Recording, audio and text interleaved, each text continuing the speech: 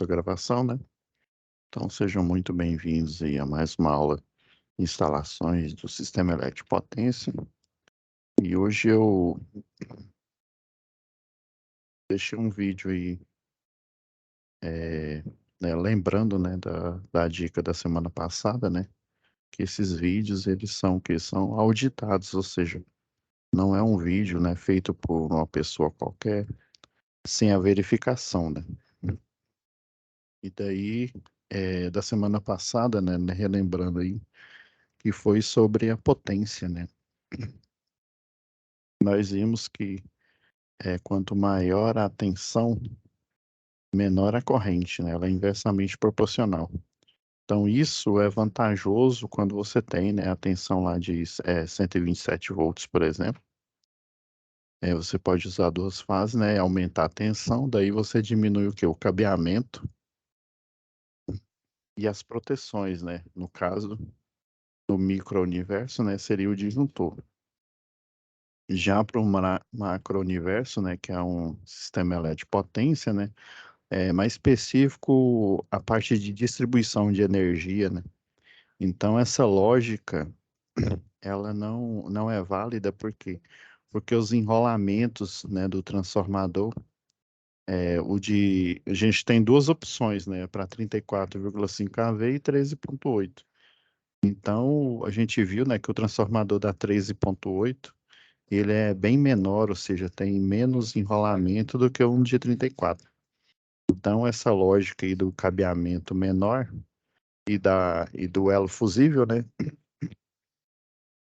Ela não compensa, porque daí o transformador seria muito maior, né? Então, para o universo macro, né, para distribuição, para transmissão de energia, já essa lógica não é válida. Ela só é válida para o predial, para o comercial e para o industrial. Então, eu já vou separar a nossa dica de hoje, que eu aproveitei essa dica aí da semana passada, né, que era ela coaduna, né, justamente aí com as instalações do CEP. Agora essa aqui de hoje é para a gente focar, né, na parte de segurança do trabalho. Hoje a gente vai falar de linhas de transmissão, né, da norma relacionada, então eu acredito que assim ela vem bem a calhar, né? Então já vou fazer o compartilhamento. Lembrando aqui para ter o cuidado de compartilhar o áudio com vocês, né? Vocês ouvirem também, né? Não só aqui na live, mas na gravação. Deixa eu só. Ok. Ok, então vamos iniciar a dica de hoje, né? Com foco na segurança do trabalho.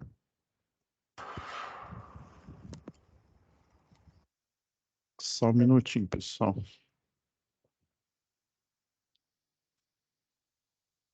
Vou ver aqui. Ver que isso vai liberar o. Peraí, só um pouco aqui, pessoal, que tá. O codec de vídeo aqui tá falhando. Deixa eu.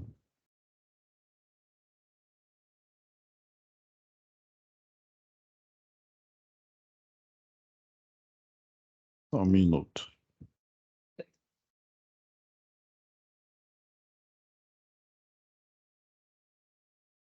Vou trocar ele aqui, porque o codec não tá.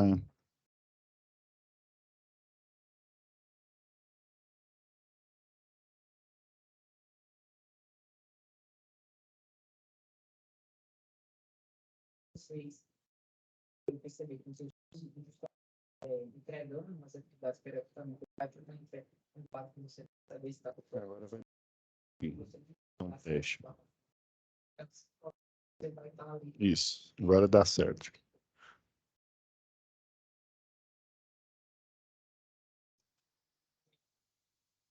Beleza, não, agora vai dar certo aqui.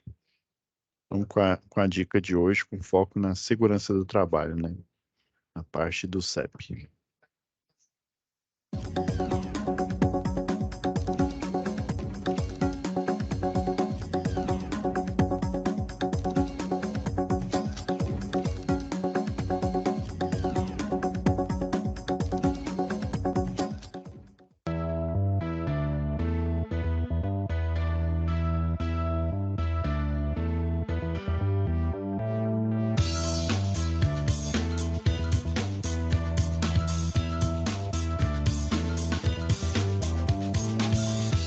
mercado não vale só evitar acidentes, mas também prevenir as patologias do trabalho, como lesões ocasionadas por um esforço repetitivo, que podem acontecer num funcionário que não se alongou da maneira correta no começo do dia ou que não esteja sentado da maneira adequada. Cada profissão tem o seu risco e demanda precauções diferentes. Mas existe um profissional responsável por analisar todos os tipos de riscos e precauções dentro de uma empresa. Você pode até se incomodar com alguém pegando no seu pé, mas o técnico em segurança do trabalho está aí para isso. É ele que vai garantir que todas as normas de segurança sejam cumpridas. Esses técnicos têm muito espaço no mercado. A legislação exige a atuação de técnicos em segurança do trabalho nas empresas, dependendo de fatores como o número de funcionários e o grau de risco das atividades. O mercado valoriza muitos profissionais de segurança no trabalho. O salário desses técnicos começa em R$ 2.600 e pode chegar a R$ 6.200. Hoje, as empresas precisam cuidar para que seus funcionários cheguem em casa sãos e salvos. O conceito de segurança no trabalho tem raízes na Grécia Antiga. Hipócrates, o pai da medicina, foi o primeiro a identificar silicose, uma doença comum entre os trabalhadores de mina de carvão. Séculos depois, os operários de minas da Roma do século I passaram a usar máscaras para se proteger da poeira. Mas esses cuidados só voltaram a evoluir 15 séculos depois, no período do Renascimento. Nessa época, trabalhadores começaram a se organizar em associações, exigindo medidas de proteção, higiene e ventilação, e também fazendo levantamentos de doenças ocupacionais, causadas pelas tarefas no trabalho. Com a Revolução Industrial no século XVIII, o volume de produção aumentou muito, multiplicando também os problemas causados pelo trabalho. Foi na Inglaterra, o berço dessa revolução, que as primeiras legislações de proteção ao trabalhador foram criadas, com medidas preventivas e limites de carga horária. No Brasil, a primeira lei sobre acidentes de trabalho foi criada em 1919, durante o governo Delfim Moreira. Dali em diante, novas leis surgiram, e com a consolidação das leis de trabalho, ou CLT, essas normas evoluíram no país. Em 1978, as normas regulamentadoras foram criadas, um grande marco na área de segurança em medicina do trabalho. Em 1986, a profissão de técnico em segurança do trabalho foi regulamentada. A função do técnico de segurança ela é fundamental, eu diria cada vez mais necessário.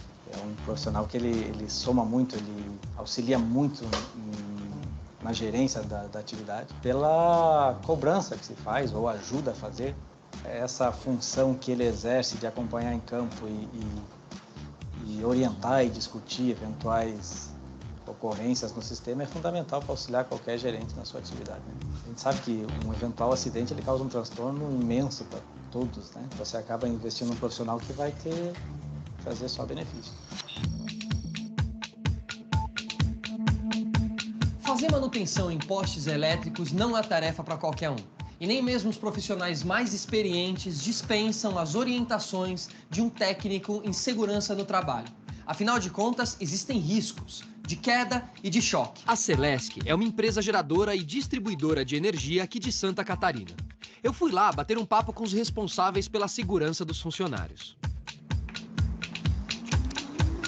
Sandro, aqui é onde tudo começa? Aqui é onde tudo começa, no local de trabalho. Legal, me explica um pouquinho então aí sobre o seu trabalho. O trabalho de um técnico em segurança aqui nessa empresa e em várias outras. O técnico de segurança, como em outras áreas, não só na área de atividade elétrica como a nossa, ele atua como prevenção, na área preventiva, prevenindo os riscos e fazendo a análise desses riscos, né? Então, é exatamente o que a gente faz. A gente vai a campo, analisa quais são os riscos possíveis e atua sobre esses riscos, né? Agora, você também identifica, então, novas possibilidades de problema, no caso, é isso? Exatamente. Mediante alguns acontecimentos, inclusive, você acaba se prevenindo com esses acontecimentos e é o que já é previsto na legislação, né? E a partir do momento que você cai para a rua ali, vai a campo, você tem uma grande responsabilidade, porque toda essa equipe, ela não depende de você, mas a segurança dela está nas suas mãos, né? Com certeza. A avaliação dos riscos que elas vão ter durante a atividade dela está comigo.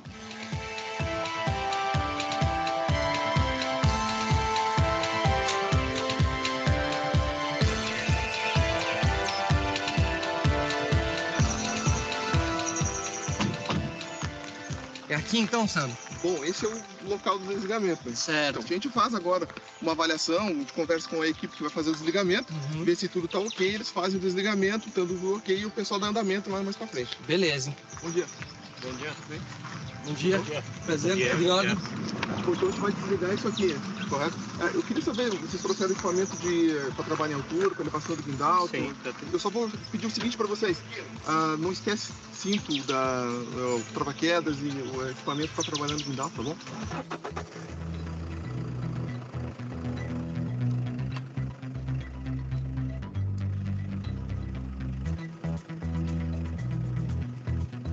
Quando você desliga, você precisa se certificar de que realmente está desenergizado. Então, ele está usando um detector de tensão. Entendi. O apito quer dizer que tá ligado, é isso? Quer dizer que está ligado, está passando energia.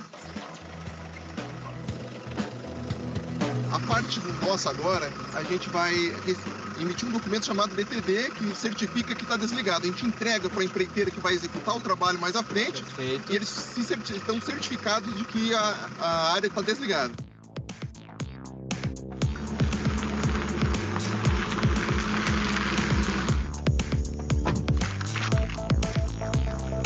Eu já tenho o prévio conhecimento do local onde vai ser feito a atividade. Porém, eu não tenho conhecimento do terreno. Então, a gente vai ver o que vai ser, conversar com a equipe e saber o que vai ser feito para a gente saber qual é o risco. Legal. Bom dia, pessoal. Bom. Tudo bem? Beleza. Então, o que vai ser feito nessa área agora? Feito um deslocamento de rede aqui. Passa muito carro aqui. Passa. Bom, então o que a gente vai fazer? A gente vai sinalizar a área, vai colocar cones para demarcar e a gente tem certificar de que se caso passe algum veículo aqui, a gente não tenha contato, não haja essa separação entre a nossa atividade e os veículos que passam aqui. Esse local vai ser um deslocamento de rede. Então hoje a rede está passando em um terreno particular. Perfeito, que é esse aqui. Exatamente. Agora eles vão deslocar essa rede para um terreno público, para uma área pública, aliás. Por conta de manutenção. Hoje você não pode adentrar num local privado sem autorização, então isso gera um trabalho e um transtorno. Né? Então, para que fique mais simples, as próximas manutenções vai ser deslocado para uma área pública.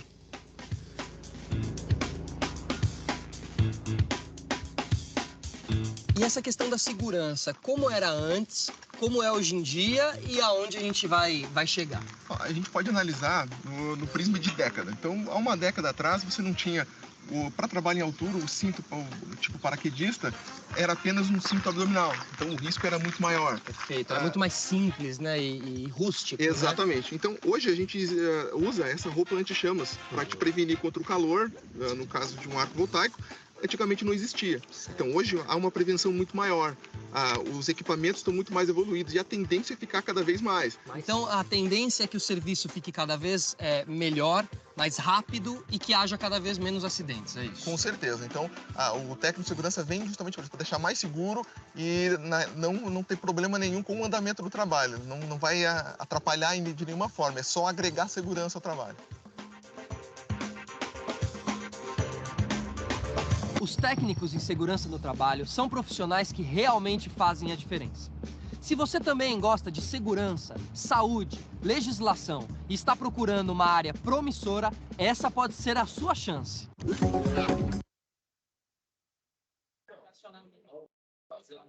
Pessoal, assim, a segurança do trabalho, né, está intimamente ligada a qualquer área, né, área de serviço, do conhecimento.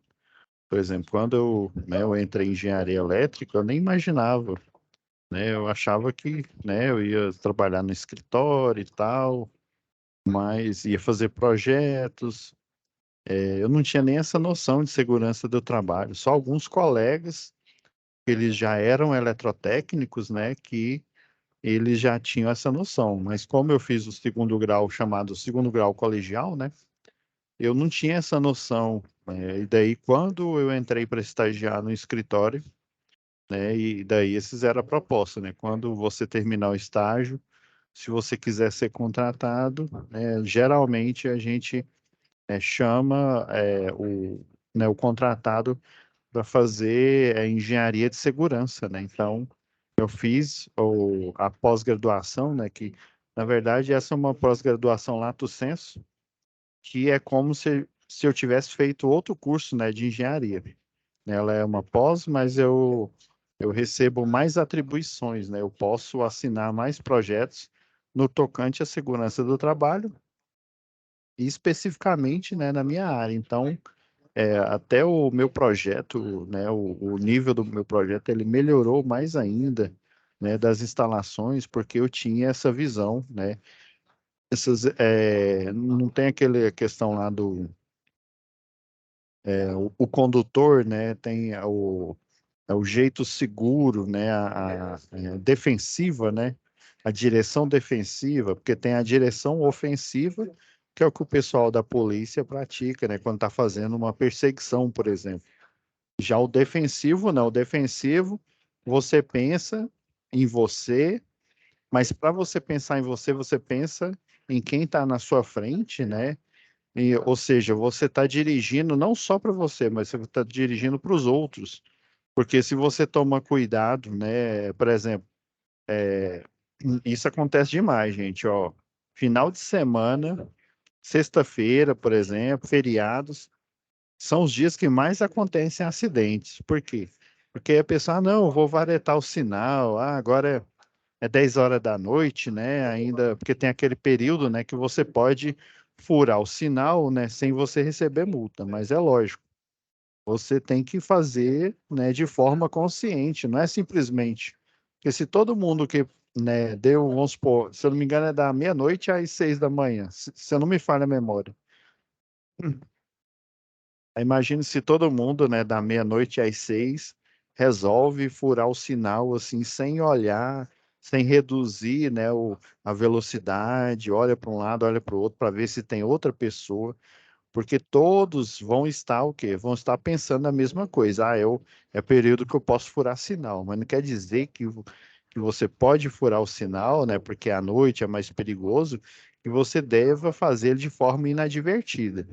Do mesmo jeito, você pensar defensivamente, você melhora não só o seu nível profissional, com olhar, com mais critério, com mais segurança. Você também, profissionalmente, você é visto com melhores olhos, né, com bons olhos, porque, ó, não, eu confio no fulano porque ele faz o trabalho, às vezes ele demora um pouco mais do que o normal, mas realmente ele entrega, ele faz com segurança os níveis de acidente quando ele comanda uma equipe, é praticamente zero, né?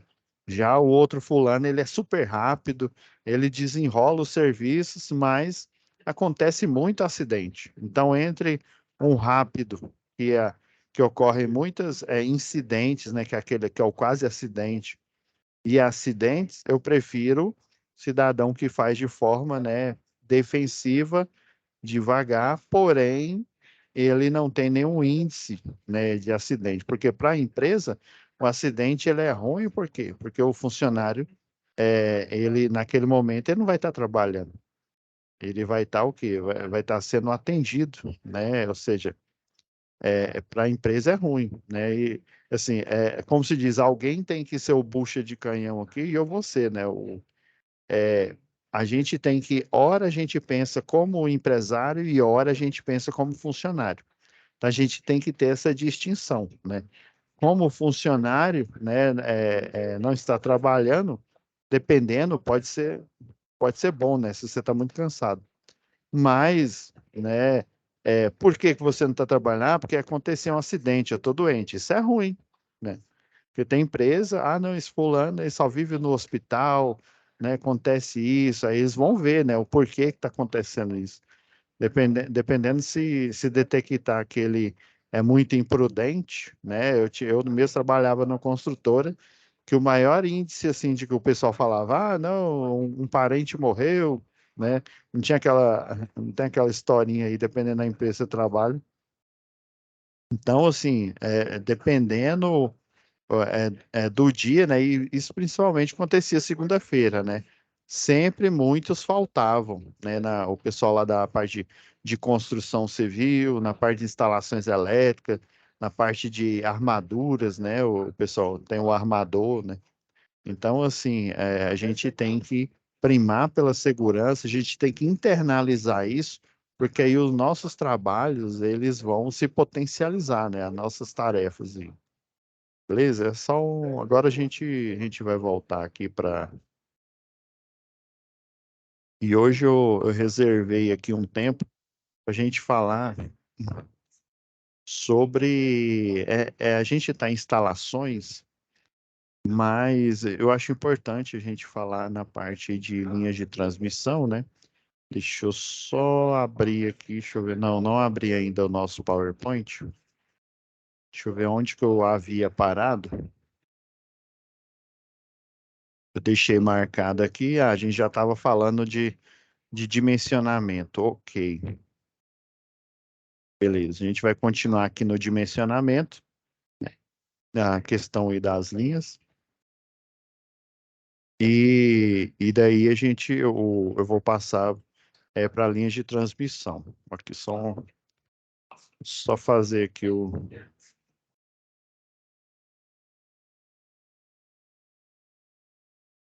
Vou deixar aqui em módulo teatro aqui, que aí fica melhor.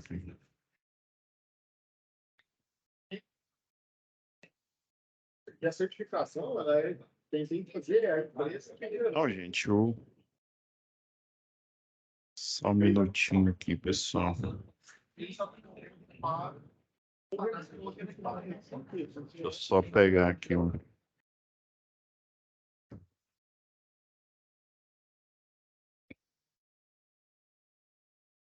Só fazer uma.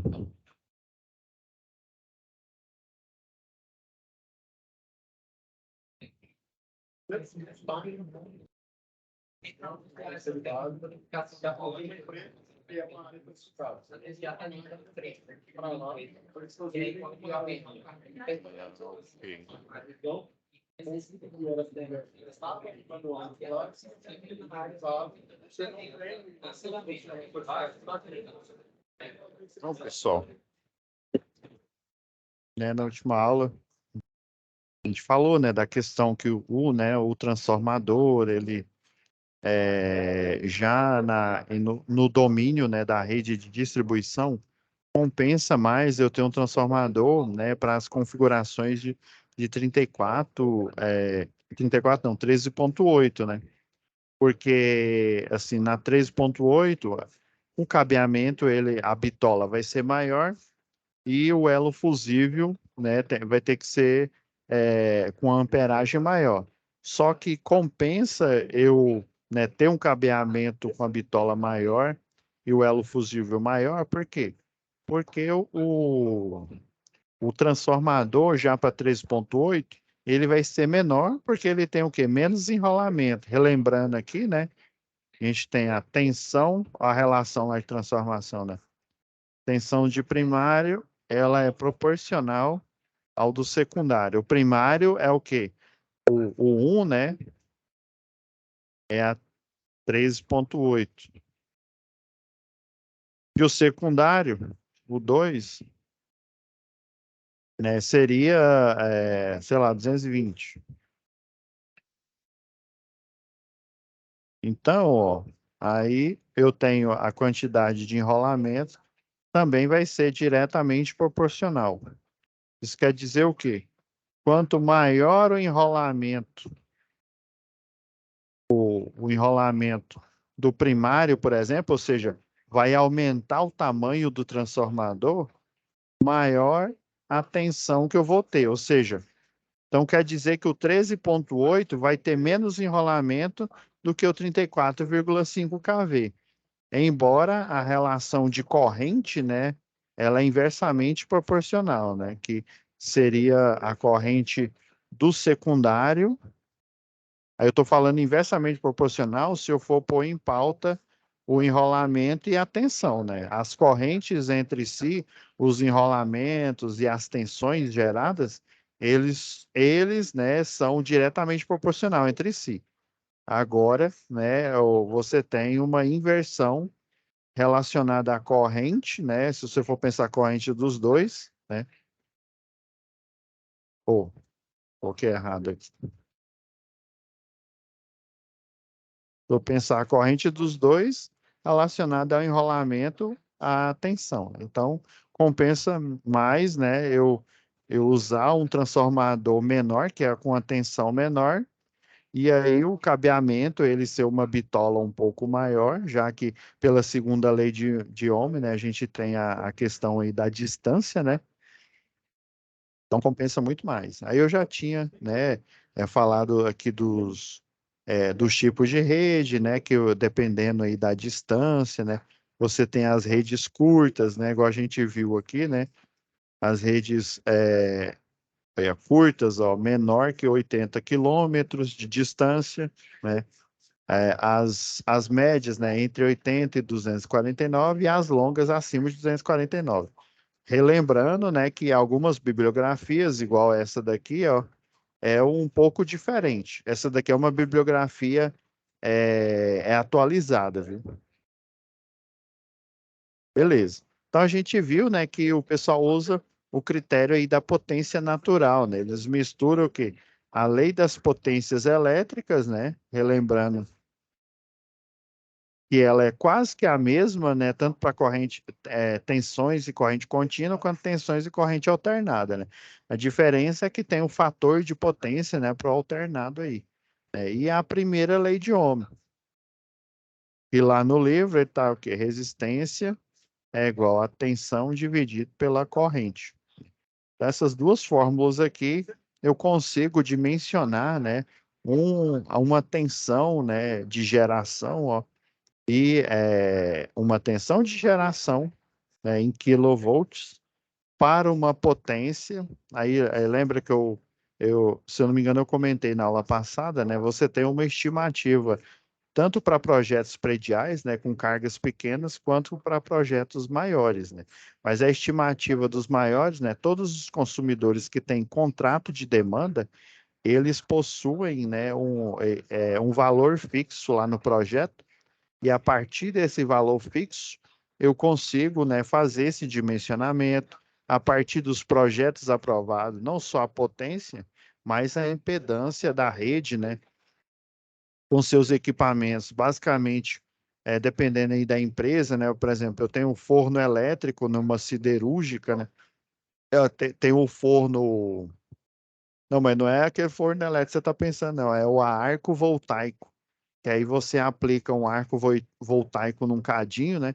E aí daí ele derrete o minério ali, né? Então, a arco voltaico, né?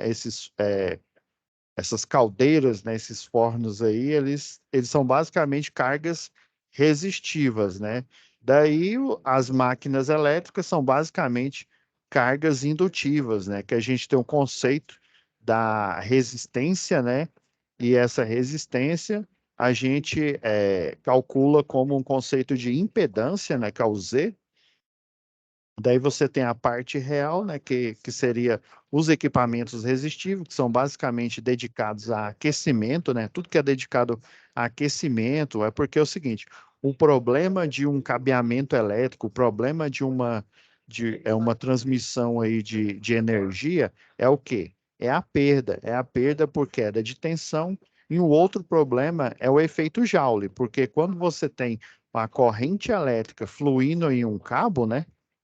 Você tem um cabo aqui e a corrente flui porque eu liguei uma carga, né, entre o potencial A e B, vai acontecer o quê? Um fluxo ordenado de elétrons. Esse fluxo ordenado de elétrons leva o efeito Joule, ou seja, o aquecimento, porque os portadores de cargas elétrons livres, eles estão o quê? Em atrito entre as eletrosferas do átomo, se for geralmente a arquitetura de distribuição, né? O alumínio com alma de aço, né? Então, dos átomos do alumínio e se ele tiver alma, né? O aço, que nada mais é do que ferro misturado com carbono, né? Você tem uma liga aí, né? O ferro-carbono que o pessoal chama de aço aí, né?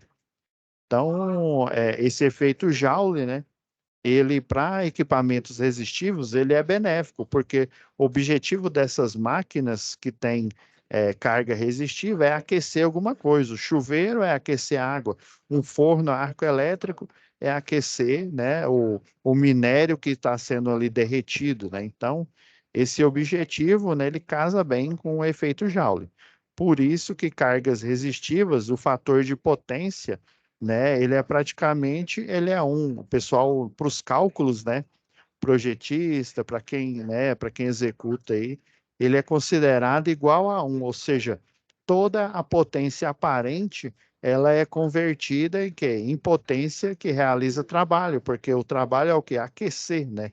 E o problema vira uma solução, né? Um problema do cabo que é aquecimento, ele é uma solução. Então, por isso que ele é considerado resistivo. Já as cargas indutivas, que são os motores, né, os enrolamentos, né, transformador também é uma carga indutiva, mas ela é uma carga indutiva que ele gera tensão e, consequentemente, quando fecha um circuito, ele vai gerar um fluxo de potência, né, que tem tensão e corrente, o circuito está fechado. Já a máquina elétrica em modo motor, já é uma carga que o cliente utiliza, né? Ou seja, ele vem do próprio cliente, essa energia magnetizante aí, né?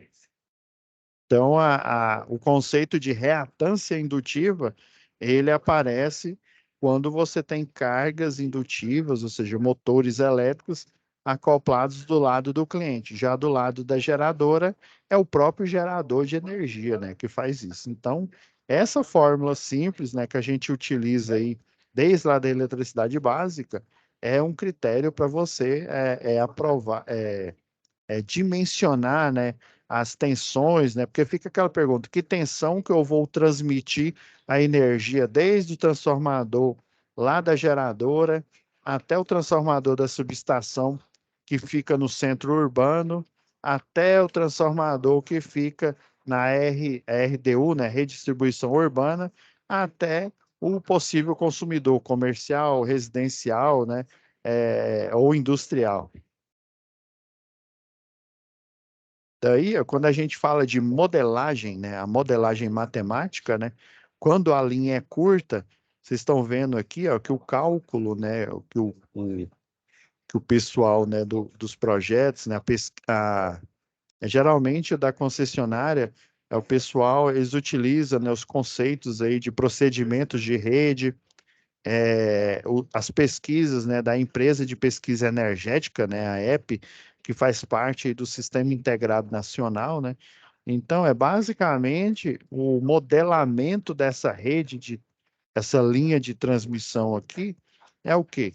É um circuito RL, né, o indutor, né, basicamente é um resistor e um indutor, né, o circuito RL, né? E aqui, ó, até eu vou apagar esse. Eu grifei de forma errada aqui, ó. Isso daqui é a modelagem da rede, porque eu tenho uma resistência relacionada, relembrando que ela é relacionada à primeira lei de Ohm, né? Que é a tensão que a geradora, né? Ela está implicando, né, na rede e a corrente que vai aparecer nela. E também ela influi, né, no seu comprimento, a bitola dos cabos aplicados e a sua resistividade, né, que depende do material, né?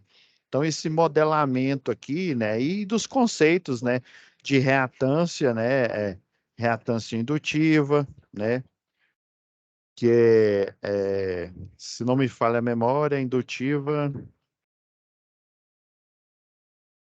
é 2π FL, se não me falha a memória aqui. E o do capacitivo é o inverso aqui, né? Então, você tem, né, esse modelamento. Por exemplo, a frequência da rede do lado brasileiro é o quê? É 60 Hz. Se for do lado aí paraguaio, já é os 50 Hz, né? A indutância, que é a quantidade é, de cabeamento que eu tenho no entorno dessa linha. Então, essa modelagem, ela é reduzida a esse circuito, ou seja, eu utilizo a teoria das malhas aí, né, o teorema de Thevenin, né, para máxima transferência de potência, o teorema de Norton para ver qual que é a corrente, né, eu reduzo, né, a um modelo matemático que se adequa à linha curta. Já uma linha média, né, eu tenho que considerar aqui, ó, já considerar o quê? Além da resistência e da indutância, eu já considero uma capacitância aqui, ó. E essa capacitância, e tem um outro conceito que é chamado de admitância, né? O conceito de admitância, né? Ele é relacionado, né, a um conceito, né, em que até, quer ver, deixa eu achar aqui, rapidão, pessoal.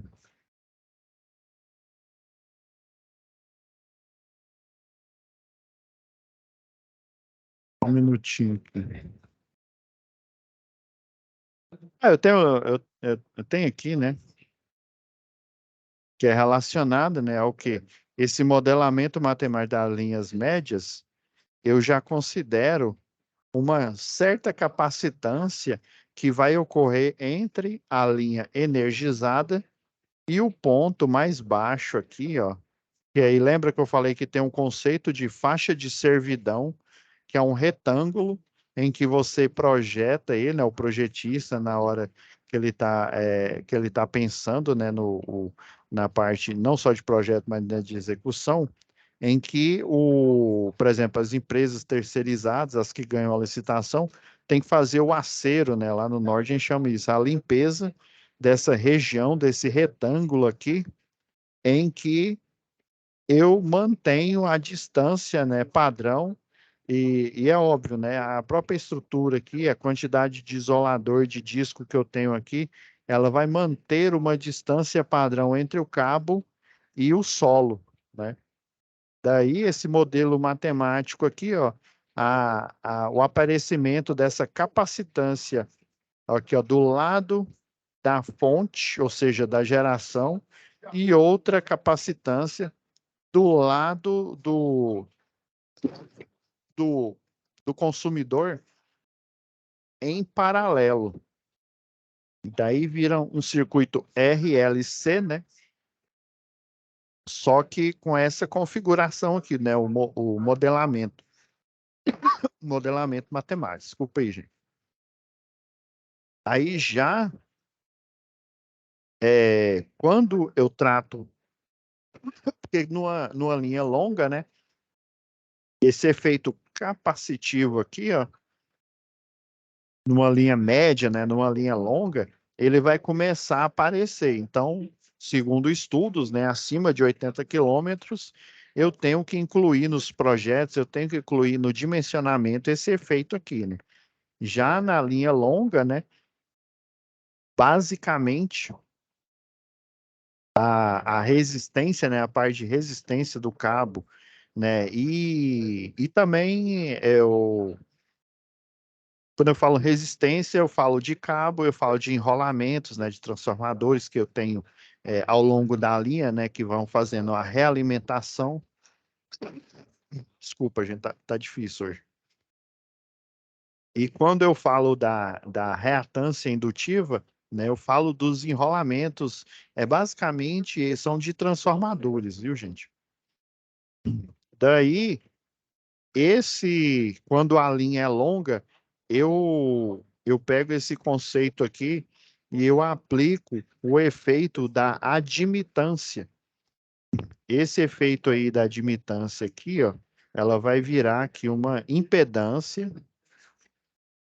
A admitância é esse sigma aqui, ó, na fórmula aqui, ó. Então, esses conceitos aqui, né, eu tenho que o quê? Eu tenho que melhorar esse modelamento da rede, né, para eu poder considerar todos os efeitos. Um efeito que pode diminuir, né, a questão aí, não só dessa capacitância formada e da admitância aqui, né, que eu tenho que fazer a redução. Tem um efeito chamado efeito skin, né, ou efeito pele, né, do inglês, em que dependendo da distância aqui, vai aparecer, deixa eu até, não, essa cor vermelha tá boa. Vai aparecer a formação de arco elétrico Por quê? A rigidez de elétrica aqui do ambiente aqui, né? Devido à sua distância, né? É como, por exemplo, lá em eletricidade, vocês viram que um capacitor, basicamente, são placas, né? Às vezes, né, ela paralela de forma uma na frente da outra.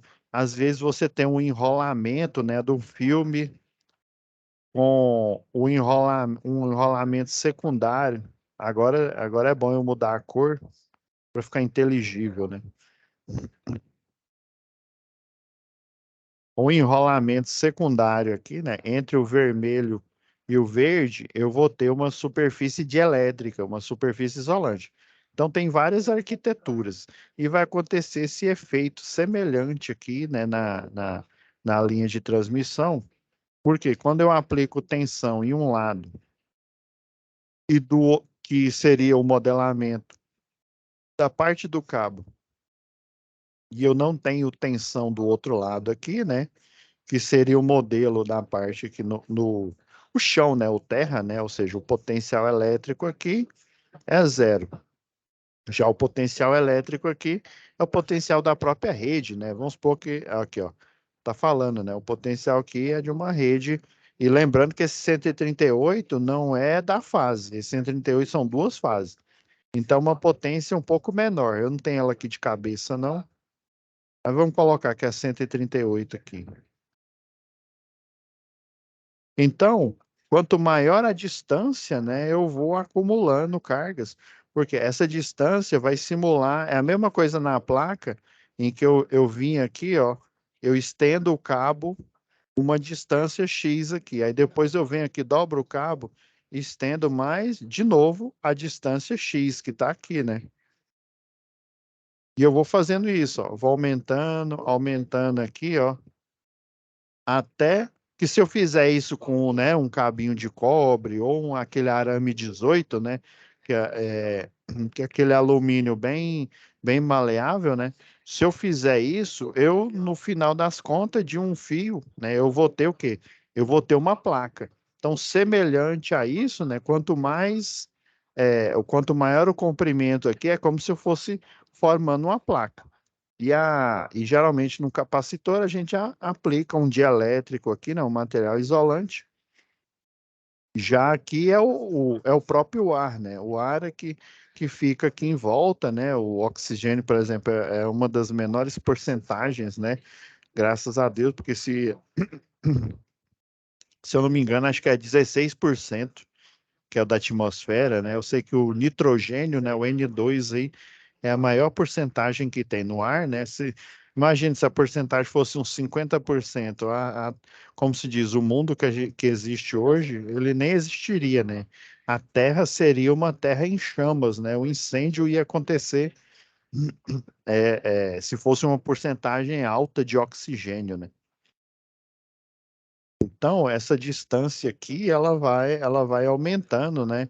Esse efeito da admitância e vai aparecendo o chamado de efeito pele, efeito skin, a formação de arco, mesmo com os isoladores, né, em um estado de conservação bom. Aí, pessoal, deixa eu mostrar aqui para vocês. Só achar aqui o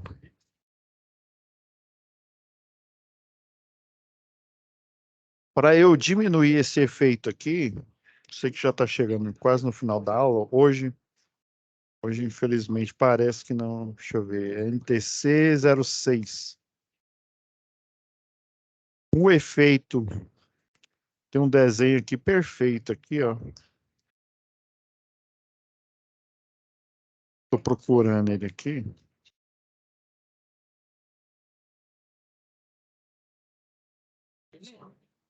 Tem um detalhe aqui da NTC 06 que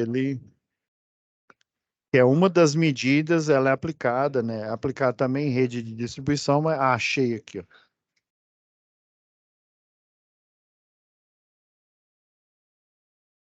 Colocar ele aqui, né? Vou pôr tela inteira, que aí fica melhor aqui para a gente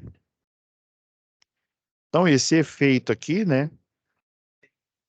Vocês estão vendo, ó, aqui tem isso daqui eles chamam de transposição, né?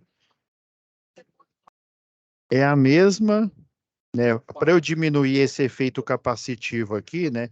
Eu aplico entre as linhas de transmissão, ou seja, entre as estruturas, e eu também faço essa aplicação entre as redes de distribuição, que é chamado de transposição. Existe um cálculo, depois vocês até me lembram para eu mostrar na próxima aula, né? Só para vocês verem, e a título de curiosidade, né? Que é bom vocês saberem disso. Então, essa transposição, basicamente, ela acontece, né?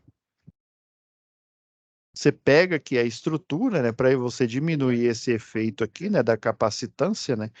É de forma que a capacitância diminua, ó. Estão vendo aqui, ó. Deixa eu aumentar o tamanho aqui, que aí vai ficar muito mais simples. Estão vendo aqui, ó, tem uma rede de distribuição, ó, fase A, fase B e fase C. Esse método aqui, ele é utilizado, né, assim, para diminuir o efeito da capacitância e também por oportuno, né, já que eu mostrei ele aqui, lembra que eu comentei lá em projetos elétricos industriais, né, eu não sei se foi eu que ministrei aula, mas antigamente a demanda era bem menor do que é hoje. Tô falando da rede de distribuição rural, né? Hoje em dia ainda ela é menor, né? Mas há um tempo atrás, né? Ela era menor ainda, tipo lá, vamos pegar lá a década de 80, né?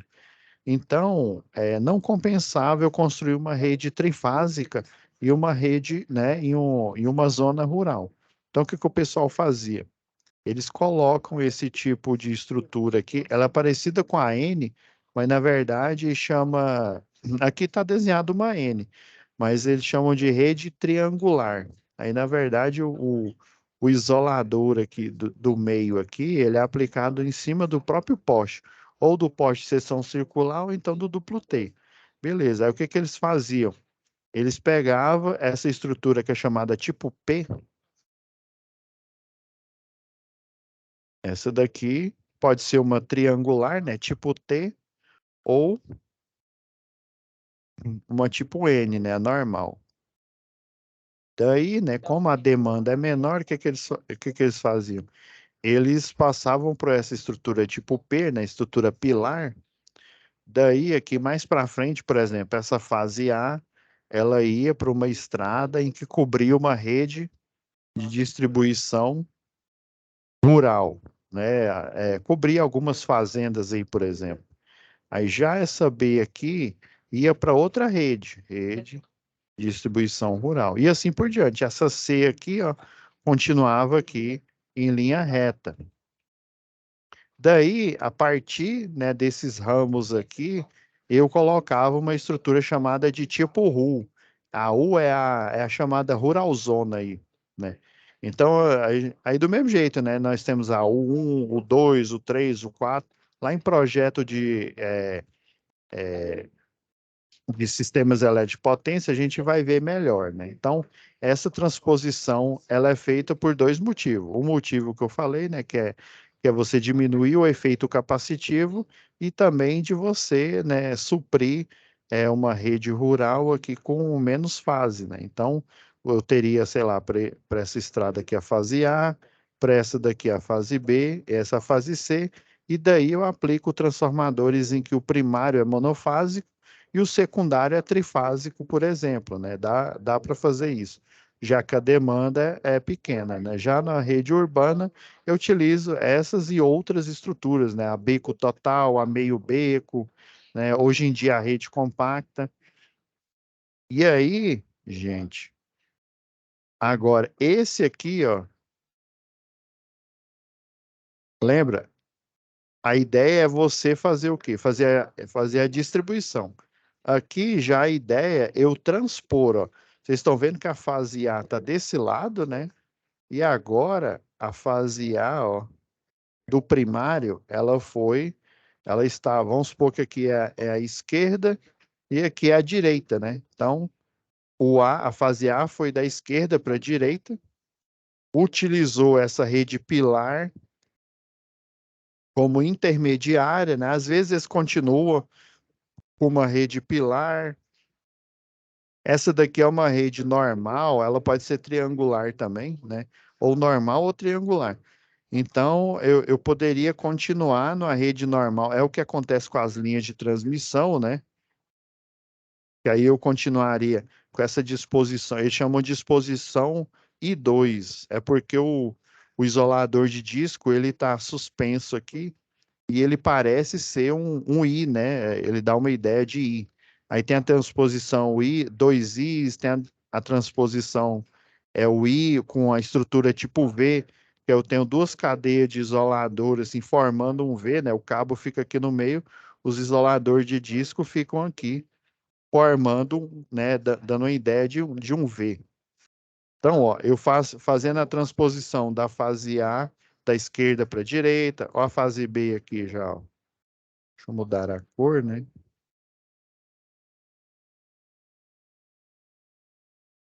Ó a fase B aqui, ó, ó para onde que ela...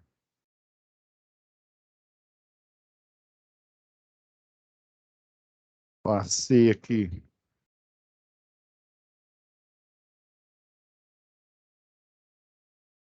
Ao simples fato de tempos em tempos, ou seja, olha, ó, de 75% a 85% do vão, né? O vão, lembrando que é essa distância entre uma estrutura ou outra. Pode ser uma estrutura de distribuição, igual essas, pode ser uma rede de transmissão, né? Então, o simples fato de eu mudar aqui, ó, da esquerda para a direita, aí eu, sei lá, ando, sei lá, 6 quilômetros, 18 quilômetros com essa transposição aqui, aí depois eu faço a troca novamente. Então, ao longo da rede de distribuição, ao longo da rede de transmissão, eu vou fazendo essa transposição de lado. Às vezes eu coloco a fase B desse lado aqui, ó, do lado da fase A, às vezes a fase C. Aí eu vou fazendo essa transposição com essa troca aqui, essa transposição de lado aqui, eu estou falando só desse circuito aqui, né? Mas isso, se for um circuito duplo, igual aqui está falando, né? Porque o circuito 1 trifásico é esse, o duplo, né? O segundo que eles estão falando aqui no desenho é esse aqui, logo de baixo, né? Então, a gente está analisando só essa primeira transposição de um circuito, né? Então, ao longo da linha, eu vou fazendo essa mudança, né? Aí vamos supor aqui, eu tenho fase A, B e C.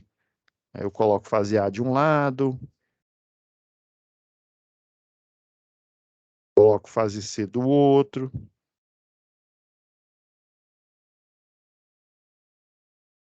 Aí, por exemplo, B vai continuar no mesmo. Aí daqui a pouco o B vem para cá, o C para cá, e eu vou fazendo isso, né? Aí o cálculo ele depende das distâncias entre os vãos aonde eu faço essa transposição. Daí ele diminui o quê? Esse efeito aqui, ó.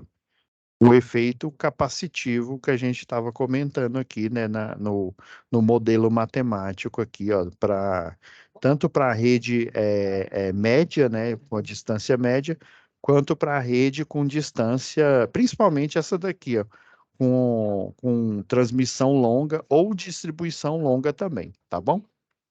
Então, pessoal, já vou finalizando aqui, a gente já passou um pouquinho do horário.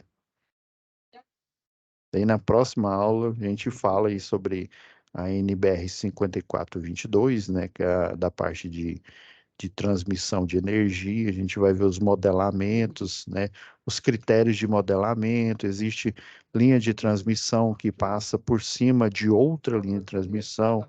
Às vezes, ou elas se cruzam, ou então elas ficam paralelas. Aí eu tenho linha de transmissão paralela com linha de transmissão, linha de transmissão paralela com linha de distribuição, ou distribuição com distribuição. Você tem paralelismo e você tem cruzamentos. Mas só que esse cruzamento ele é um cruzamento de distâncias, ou seja, você tem a distância, né, de transmissão, por exemplo, para a distância para uma de distribuição, né? Então esse cruzamento ele não é fixo, ele não é físico, desculpa, né? Ele não é físico, porque se ele for físico vai ter um problema, né? Que se eu cruzar uma linha de transmissão de 138 com uma de 34,5 kV, vai dar o quê? Vai dar diferença de potencial, né? Vai dar tensão de curto-circuito. Então, quando eu falo paralelismo, é a distância entre elas. Quando eu falo cruzamento, é a distância do cruzamento da que está mais alta com a que está mais baixo. Basicamente é isso. Então, a gente vai ver isso na próxima aula. Tá bom? Fiquem com Deus. Já vou deixar aqui renderizando, né, e pedir para a monitora de vocês, a Cristiane, postar o mais rápido possível. Tá bom? Fiquem com Deus para a gravação. E até a nossa próxima aula aí de instalações do CEP.